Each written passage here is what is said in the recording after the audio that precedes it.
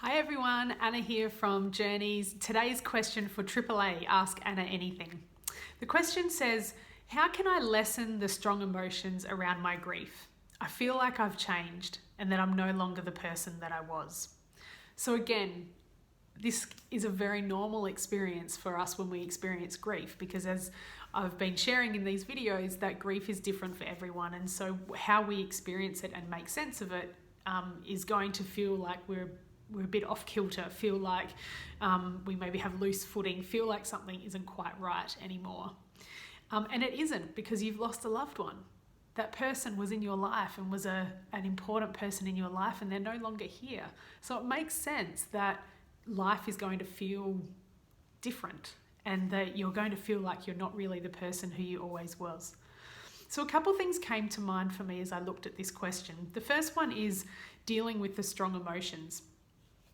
First of all, before I get onto that, I would really encourage you, as you're processing through your grief, to seek counselling. There's just so much help in being able to have a safe space to be able to process what it is that you're feeling, in what you're going through, to ask the questions, to challenge all the things, to experience the emotions that you're feeling and know that you can do that in a safe way. But as we look at dealing with strong emotions, there are a few different tips I'm going to give you, and these work if they're in relation to grief or if they're in relation to something else that's going on in your life. One of the first things I like to suggest, and I know this isn't for everyone, I have some people that I work with that are like, oh, I don't like the J word, and the J word is journaling. Being able to journal and write down what you're feeling and thinking and processing and what questions you have and trying to make sense of what it is that you're going through can be really, really helpful.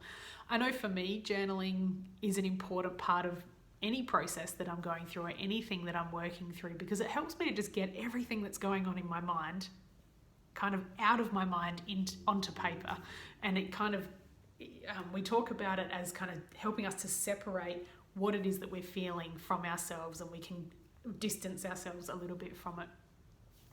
Another thing that can be helpful in dealing with strong emotions is what we call box breathing. And I think I've touched on this before, but a quick recap is, if you imagine a box, it's a breathe in for 4, hold for 4, breathe out for 4, hold for 4.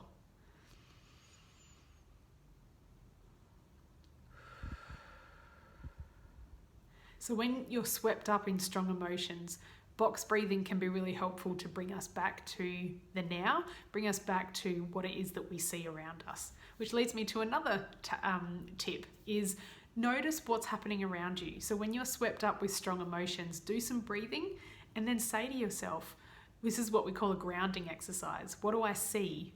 What do I feel? As in, what am I touching? What can I smell? What can I taste? What can I hear? So going through your 5 senses and being able to ground yourself back to where you are right now, as opposed to being swept up in the emotion that you're feeling. I also recommend basic self-care. So making sure you're sleeping well, eating well, exercising, for mental health, not necessarily doing a massive workout every day, and also self-compassion. So just being really kind to yourself, that what you're going through is hard and what you're going through is normal, and that it'll take time to process through it.